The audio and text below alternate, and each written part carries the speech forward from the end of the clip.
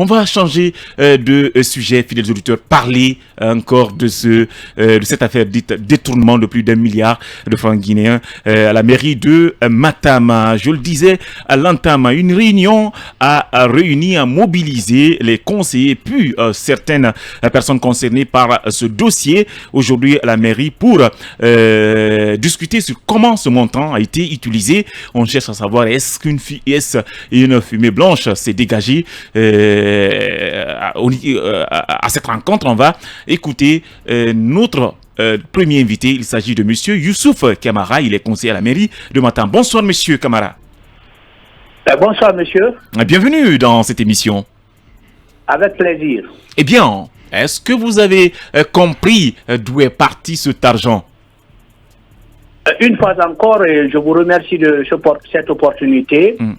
Je crois que sur la situation du compte rendu d'aujourd'hui, il était prévu dans la mise en application des recommandations du ministre de l'administration du territoire, du remboursement de 1,515 milliard 638 francs. Nous avons commencé par le service des impôts qui avait reconnu mobiliser l'argent et utiliser pour l'achat des meubles et matériels de fonctionnement. Sans l'aval de la commune, vous savez, à l'article 454 du Code des collectivités, seul le maire est habilité à ordonner une dépense soit de fonctionnement. Et aux violations de cet article, il a dûment reconnu que l'argent a été utilisé. Ça, c'est les 280 millions au niveau des impôts. Au niveau du service des cadastres, sur les 325 millions, sur les 329 millions, l'actuel directeur du cadastre, M. Bangoura, n'a reconnu que 4 millions.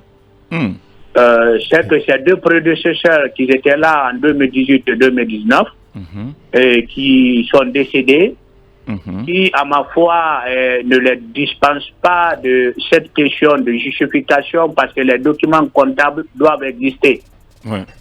Mais le problème est qu'en rentrant en fonction, l'exécutif communal n'a pas exigé, il ne nous a pas exigé sur l'état des finances de la commune. C'est qu'il n'y a pas eu un document comptable sur ce qui a été laissé dans la commune, quels sont les services de contribution. Donc la responsabilité de l'exécutif communal est imputable à cela, parce qu'avant de rentrer en fonction, il faut chercher à faire l'état des lieux. Donc le fait qu'aujourd'hui les deux directeurs de cadastre précédents sont décédés et que la commune, à travers ses services de recettes et de comptabilité, ne sont pas en mesure de justifier, puisqu'au vu de la loi, le seul ordonnateur des sorties et rentrées d'argent à la commune, c'est le maire. C'est au maire de justifier ces 325 millions. Parce que, pourquoi je le dis, lors de nos premières séances, et à mon initiative personnelle, puisque j'ai travaillé à l'Assemblée, j'avais proposé 2 projets de loi qui ont été validés. Le premier projet de loi, c'était de faire valider la situation des dépenses et des sorties de caisse à l'exécutif communal, c'est-à-dire le maire et ses adjoints. Parce que chaque semaine, il y a une réunion qui se tient tous les mardis entre les différents exécutifs communaux. Il était question à leur niveau de s'accorder sur les dépenses en conformité avec les lignes de crédit. Parce que les dépenses se font en fonction de la nomenclature budgétaire. Donc, toutes dépenses en dehors des lignes de crédit ne peuvent être engagées. Et donc, par rapport à cette situation, ça n'a pas été appliqué. Parce que si on le faisait, au moins au nom de la collégialité, d'autres trouveront des remarques pertinentes sur toute sortie de fonds et sa conformité avec la nomenclature budgétaire.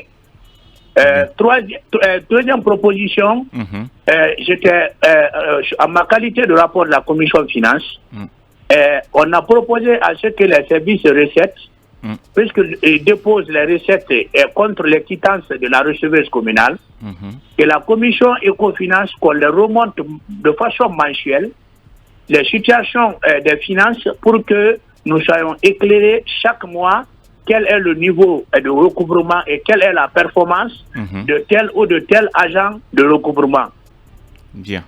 Ça a été voté, mais le maire a refusé de mettre en application parce que les gens sont allés leur dire que nous sommes des conseillers, nous ne sommes pas des inspecteurs, donc on doit foutre le camp. Le maire est libre de... la receveuse n'est pas sous contrainte d'appliquer cette loi, alors que le procès verbal en fait foi. D'accord. C'est pourquoi on compte porter. Troisièmement, depuis le lundi passé, on a été convoqué. Ce qu'on reproche à l'administration des marchés, les droits de marché et de place, ce qu'on doit vous rappeler que les marchés sont les recettes propres de la commune. On le partage avec personne. D'accord. Vous savez, les taxes fiscales, il y a un truc de pourcentage qui se fait en termes de rétrocession. Mais nous avons convoqué ces responsables de marché. Ils sont venus bras allants. Depuis le lundi, Matam est sous select. Le mercredi passé, ils étaient là, en réunion technique. Le jeudi, ils ont refusé de répondre à l'appel. Aujourd'hui, lundi, une semaine après l'éclatement du truc, ils sont venus aussi, aujourd'hui, les mêmes vides, même un papier d'âme, ils n'en avaient pas sous leurs mains. Ah oui. Pour justifier les 904 millions.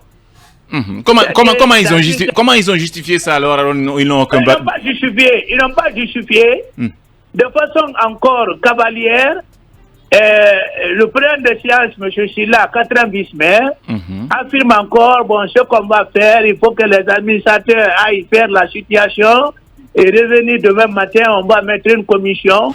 On a l'impression qu'on est en train de tourner une pièce de théâtre.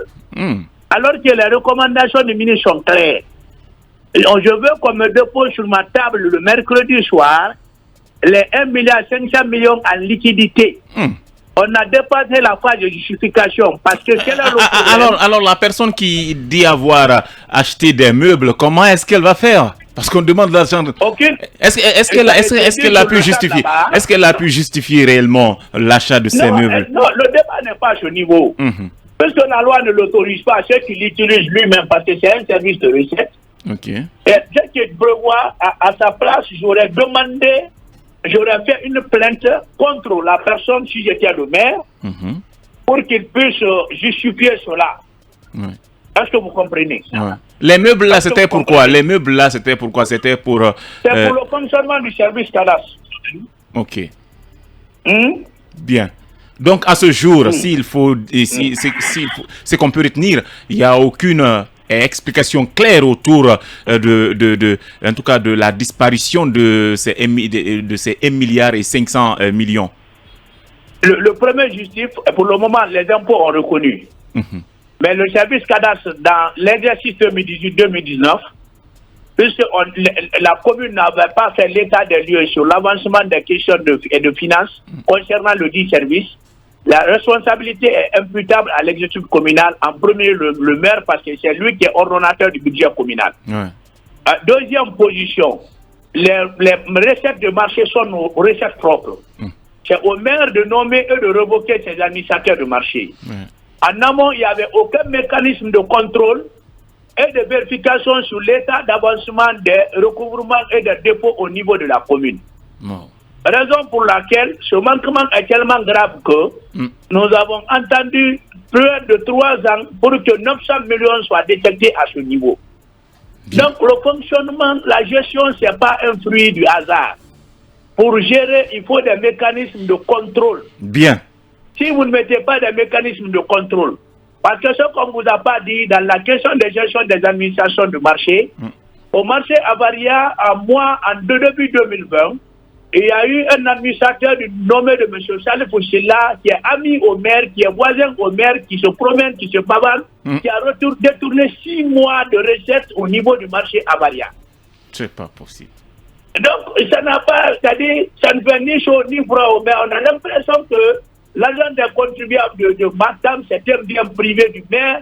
Il peut mettre Paul, il détourne, rien n'a tiré, ainsi de suite. Alors, quelle est la suite, monsieur Youssouf? Oui, quelle est la... En 2019, rapidement. Il y a un autre administrateur du nom de M. Savané aussi qui avait disparu avec une quarantaine de millions. Donc, ce que nous vivons aujourd'hui, c'est les conséquences du laxisme de l'exécutif communal vis-à-vis des services de recette. Et moi, étant maire, tu détournes l'argent du contribuable. Même si tu es mon fils, je t'envoie devant la loi. Alors, quelle est la suite rapidement, en 10 secondes? La suite face à cela, une commission a été mise en place pour colmater les brèches, pour faire du rafistolage. Moi, Youssouf Kamara, silence tenante, puisque je n'ai pas été associé à l'arrivée de l'inspecteur, puisque je n'ai pas été associé à la réponse du rapport provisoire qui a émané de cette inspection, pour obtenir aussi le rapport final, il a fallu que le ministre convoque le conseil. Bien. Vous savez, le rapport d'inspection, c'est le résultat d'évaluation d'une gestion. Bien, rapidement, on est pris par le temps, monsieur Youssouf. Il est évalué à l'école. S'il a les bonnes notes, il est pressé, il est prêt même à prendre l'avion pour venir montrer ça à son père et à sa mère, pour dire que non, vraiment, papa, j'ai été deuxième ou troisième.